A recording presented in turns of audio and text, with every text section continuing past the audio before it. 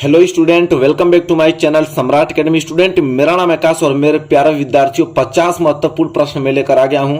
जितने भी बच्चे 2023 बोर्ड एग्जाम की तैयारी कर रहे हैं तो मात्र साइंस में 50 महत्वपूर्ण प्रश्न पढ़ के वो साइंस में पूरा 70 में 70 नंबर उड़ा देंगे। बिल्कुल टारगेट है 70 में 70, बिल्कुल पूरा फुल आएगा। नहीं आएगा तो समझिए कि मेरा वादा है, मेरी गारंटी इस बात की, मैं गारंटी लेता हूं कि 100% 70 में 70 मार्क्स आएंगे अगर वो आप 70 क्वेश्चन तैयार कर लेते हो तो। बहुत अच्छे तरीके से ये क्वेश्चन तैयार किए गए हैं, 50 क्वेश्चन, ठीक है। जहां तक पूरे चैप्टर की बात करता हूं, फिजिक्स की बात करता हूं, केमिस्ट्री की बात करता हूं, बायोलॉजी की बात करता हूं, इन्वायरमेंट की बात करता हूं, चारों जो आप लोगों के सब्जेक्ट है, चारों सब्जेक्ट से मिलाकर एक क्वेश्चन तैयार किए गए हैं। अगर ये क्वेश्चन तैयार करते हैं तो 100% मेरी गारंटी है आप लोगों के 70 में 70 नंबर लेकर आएंगे। और वो टॉपिक कौन कौन सी तैयार करना है आप लोगों को, चलिए वीडियो को स्टार्ट करते। वीडियो स्टार्ट करने से पहले एक ही बात कहूंगा कि चैनल पर नए तो चैनल को सब्सक्राइब कर लीजिए। डेली वीडियो, लगातार वीडियोस आपको मिल रही है, 2023 बोर्ड एग्जाम की तैयारी करा रही है यहाँ पे, ठीक है।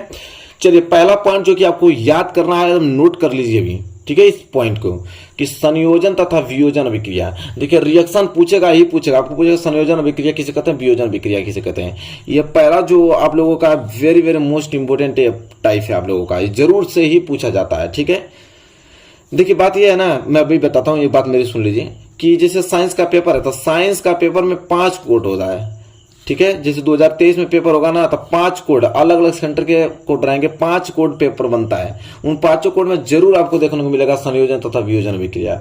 इसके बाद ऊष्माक्षेपी तथा ऊष्माशोषी अभिक्रिया, ठीक है, ऊष्माक्षेपी तथा ऊष्माशोषी अभिक्रिया। आज सारे क्वेश्चन में बता चुका हूं आप लोगों को कि ऊष्माक्षेपी क्या होता है, ऊष्माशोषी क्या होता है, ठीक है, संयोजन क्या होता है, वियोजन क्या होता है। बस मैं आप लोगों की लिस्ट लिखवा देता हूं ताकि आप इसको क्लियर कर पाए। एक कॉपी पे नोट कर लीजिए और उसका आप लोग सोल्यूशन घर से, होमवर्क में दूंगा, इसका सोल्यूशन आप लोगों को ईमानदारी से घर से आप लोगों को इसको लिखना है।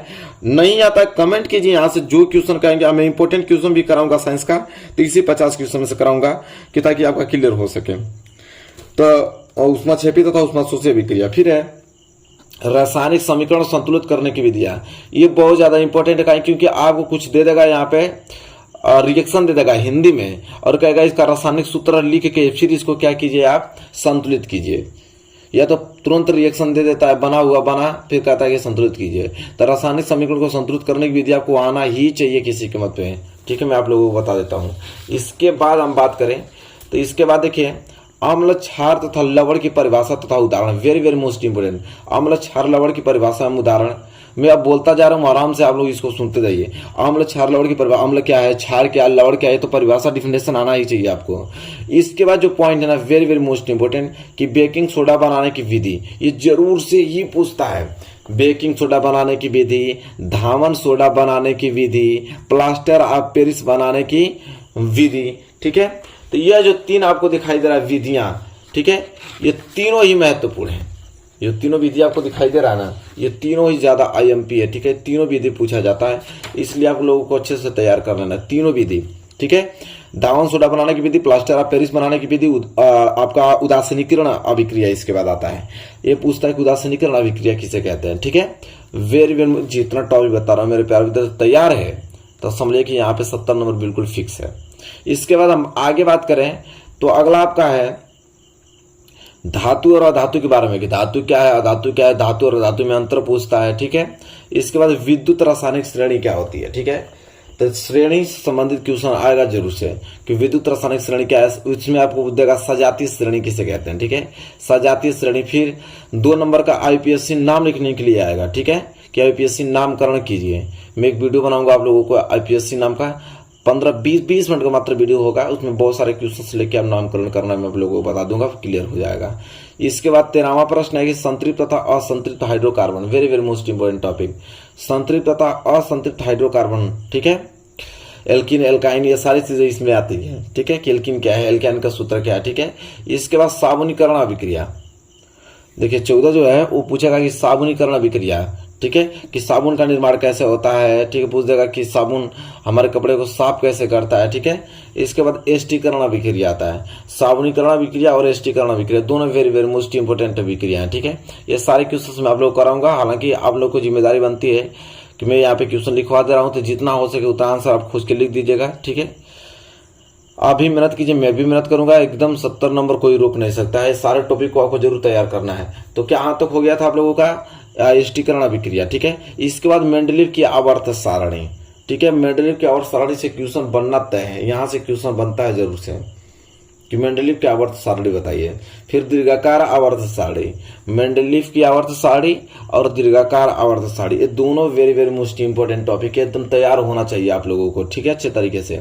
इसके बाद अगर हम बात करते हैं तो आगे आता है पाचन तंत्र का सचित्र वर्णन कीजिए, ठीक है। देखिए डाइजेस्टिव सिस्टम, पाचन तंत्र आपको जरूर पूछेगा कि पाचन तंत्र का सचित्र वर्णन करना है, आपको चित्र बनाना पड़ेगा, फिर इसके बाद सचित्र वर्णन करना पड़ेगा इसका, ठीक है। जैसे पाचन तंत्र, इसी तरह आता है श्वसन तंत्र, सबको मालूम है भाई, श्वसन तंत्र भी यहां से क्वेश्चन आता है कि श्वसन तंत्र किसे कहते हैं। श्वसन तंत्र आएगा तो सर्जन तंत्र भी, ठीक है। तो ये तीनों बहुत ज्यादा महत्वपूर्ण है कि पाचन तंत्र वाला सचित्र का वर्णन करना, श्वसन तंत्र और उत्सर्जन तंत्र, ये very very most important topic है। ये तो आपको तैयार होना ही चाहिए आप लोगों को, किसी कीमत पे। ये आप पूरा का पूरा अच्छे तरीके से रीड कर लीजिए, मैं बता रहा हूँ, लिखिए और सोल्यूशन इसका ढूंढ लीजिएगा। फिर मैं खुद हूँ मैं, जो प्रश्न आ नहीं आ रहा है कि प्रश्न नंबर 15, प्रश्न नंबर 16 नहीं आ रहा सर बताइए प्लीज, मैं तुरंत आप लोगों को बता दूंगा। इसके बाद अगर हम बात करें तो अगला है लैंगिक जनन। लैंगिक जनन क्या होता है, वेरी वेरी मोस्ट इंपोर्टेंट एक टॉपिक है लैंगिक जनन। इसके बाद आता है दूसरा अलैंगिक जनन। लैंगिक जनन पूछेगा तो अलैंगिक जनन तो पूछेगा ही पूछेगा, कंफर्म है। तो लैंगिक जनन अलैंगिक जनन दोनों में से कोई ना कोई एक देता है। इसके बाद परागण आता है कि परागण किसे कहते हैं। परागण फिर पुष्प की संरचना बनाने के लिए देता है कि पुष्प नामांकित चित्र बनाइए, संरचना बनाइए, फिर उसका नाम दर्शाइए, ठीक है।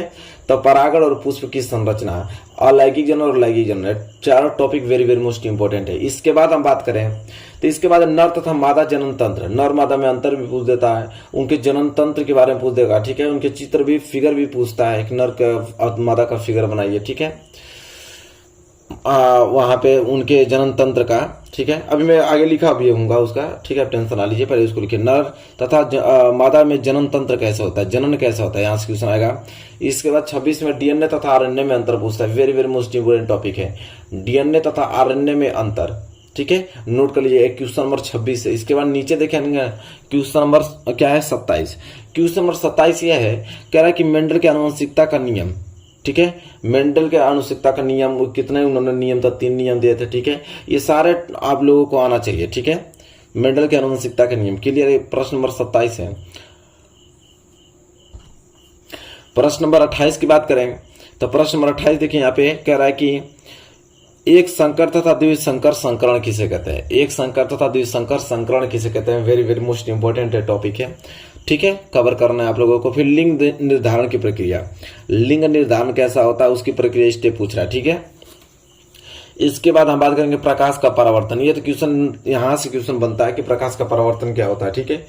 परावर्तन के नियम कितने हैं तो सबको मालूम है आप लोगों को, ये सारे क्वेश्चन मैं करा चुका हूं। इसके बाद अवतल दर्पण तथा उत्तल दर्पण से प्रतिबिंब निर्माण, कि अवतल दर्पण से प्रतिबिंब कैसे बनता है, 6 केस है, उत्तल दर्पण के 2 केस बनते हैं, ठीक है। ये 6 केस, इसके 2 केस सब कुछ आना चाहिए कि वस्तु कहाँ पे रखेंगे तो प्रतिबिंब कैसा बनेगा, ठीक है, प्रकृति क्या होगी, ठीक है, ये सारी चीजें। इसके बाद क्वेश्चन नंबर 32 की बात करें तो प्रकाश का अपवर्तन, ये तो परावर्तन था, ये अपवर्तन की बात है। प्रकाश का अपवर्तन क्वेश्चन आता है, यहाँ से न्यूमेरिकल के भी क्वेश्चन आते हैं, ठीक है।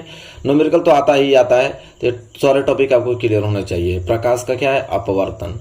चलिए ये प्रश्न नंबर क्या है आपका 32 है। प्रश्न नंबर 32 के बाद देखिए प्रश्न नंबर 33 है, क्या है कि लेंस से प्रतिबिंब का निर्माण, कह रहा है कि लेंस से प्रतिबिंब का निर्माण। अरे अभी हमने दर्पण से देखा कि दर्पण में अवतल दर्पण उत्तल दर्पण से प्रतिबिंब का निर्माण कैसे होता है। प्रकाश का अपवर्तन देखा, फिर लेंस का भी तो नंबर आएगा कि लेंस से प्रतिबिंब का निर्माण कैसे बनता है। ये टॉपिक जैसे ही कवर हुआ तो लेंस की क्षमता आ जाता है, और लेंस की क्षमता से प्रश्न भी बनते हैं न्यूमेरिकल में, ठीक है, मैं करा दूंगा आप लोगों को न्यूमेरिकल। तो चलिए देखते हैं लेंस की क्षमता क्या होता है, P बराबर 1/f, और एफ आपका मीटर में होता है तो जानते हैं आप लोग। इसके बाद में बात करूं ना तो निकट दृष्टि दोष और दूर दृष्टि दोष, ठीक है, सचित्र वर्णन के लिए आता है। निकट दृष्टि दोष या दूर दृष्टि दोष अगर सिंपल पूछेगा तो 2 नंबर के लिए पूछता है। अगर आपको सचित्र वर्णन के लिए पूछेगा, पूरा चित्र बना के बताइए, तो 4 नंबर के लिए प्रश्न आता है। निकट दृष्टि दोष और दूर दृष्टि दोष, ये दोनों टॉपिक आपको क्लियर होना चाहिए, ईमानदारी से मैं बता देता हूँ आप लोगों को, इतने ज्यादा महत्वपूर्ण प्रश्न है ये, यहाँ से प्रश्न बनना तय, मतलब इतना 50 क्वेश्चन का तैयार कर लेते हैं, साइंस पूरा फुल आपको क्लियर है। चलिए इसके बाद हम बात करें तो क्वेश्चन नंबर आपका 37 जो है वो है मानव नेत्र का सचित्र वर्णन, ठीक है। क्वेश्चन देता है कि मानव नेत्र का सचित्र वर्णन कीजिए, पूरा का पूरा चित्र बनाइए और हमें नाम से दर्शाइए कि कौन सी क्या है, ठीक है। इसके बाद जो है ना वेरी वेरी मोस्ट इंपोर्टेंट ओम का नियम। ये तो लगता है कि भाई एकदम कॉमन चीज है कि ओम का नियम पूछेगा ही पूछेगा। ओम का नियम क्या होता है सबको मालूम है भाई, इसमें बताने की जरूरत नहीं है, इसको तैयार कर लीजिएगा आप लोग। हालांकि इंपॉर्टेंट क्वेश्चन कराएंगे तो इसको हम सारे क्वेश्चन को कवर करेंगे उसमें, ठीक है, और उससे आपकी प्रैक्टिस हो जाएगी अच्छी तरीके से। ओम का नियम। इसके बाद विद्युत धारा। विद्युत धारा क्या होता है, 40 नंबर हमने गैप छोड़ा है, ठीक है, मैं आप लोगों को बताऊंगा। ओम का नियम, फिर विद्युत धारा, ठीक है। हाँ, इसके बाद देखिए, चलिए देखिए 40 में लिख देता हूं यहाँ पे, विद्युत धारा क्या होता है ये पूछेगा। इसके बाद जो आता है ना विद्युत मोटर का नामांकित चित्र, very very most important topic है और ये एकदम फिक्स लगता है। विद्युत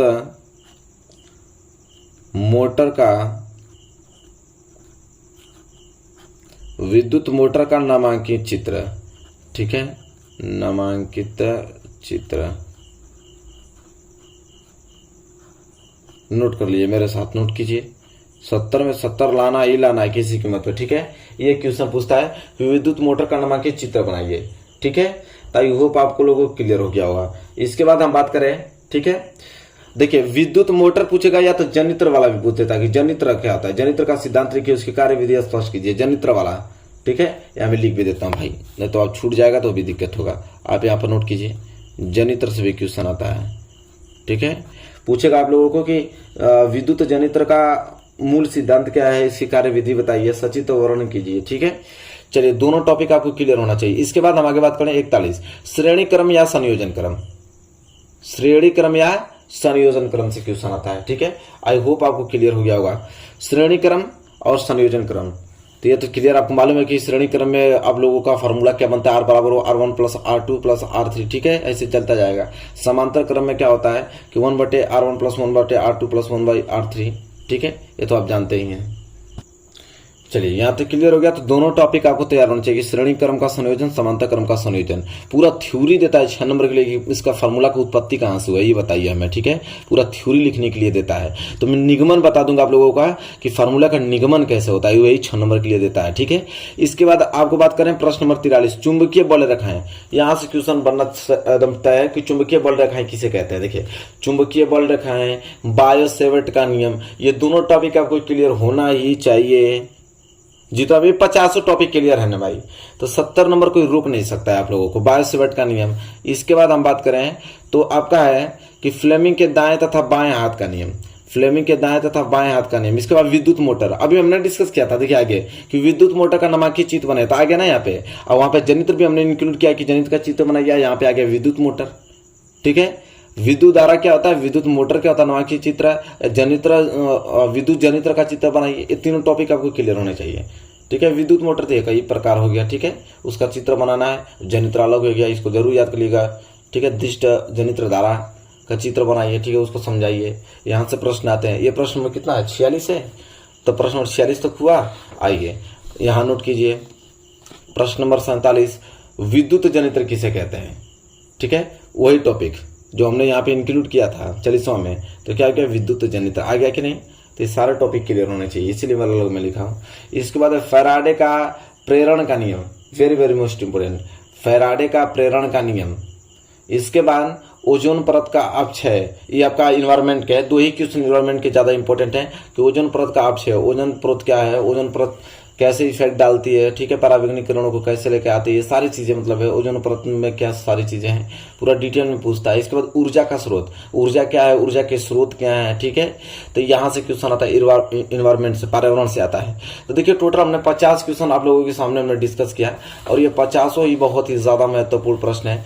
आई होप आपको क्लियर हो गया होगा। इतना अगर तैयार है तो कोई दुनिया का ताकत आपको रोक नहीं सकता है 70 में 70 लाने का, ठीक है। अगर इतना पॉइंट अगर आप तैयार कर लेते हो, इतना ज्यादा मैंने मोस्ट इंपोर्टेंट क्वेश्चन बताया आप लोगों को, तो आई होप आपको क्लियर हो गया होगा। मेरे प्यारे विद्यार्थी, ईमानदारी से आप लोग इन क्वेश्चनों को नोट करके ईमानदारी से अगर सलूशन खोज लेते हो, तो मेरे प्यारे विद्यार्थियों मेरा यह गारंटी है कि आपको कोई रोक नहीं सकता है 70 में 70 लाने से। तो मेरे प्यारे विद्यार्थी, वीडियो आपको कैसे लगी बताइए। वीडियो अच्छी लगी तो प्लीज लाइक कीजिएगा, और चैनल पर नया तो चैनल को सब्सक्राइब करके बेल आइकन को जरूर प्रेस करके और तब आगे बढ़िएगा। चलिए मिलेंगे नेक्स्ट वीडियो में, तब तक के लिए धन्यवाद।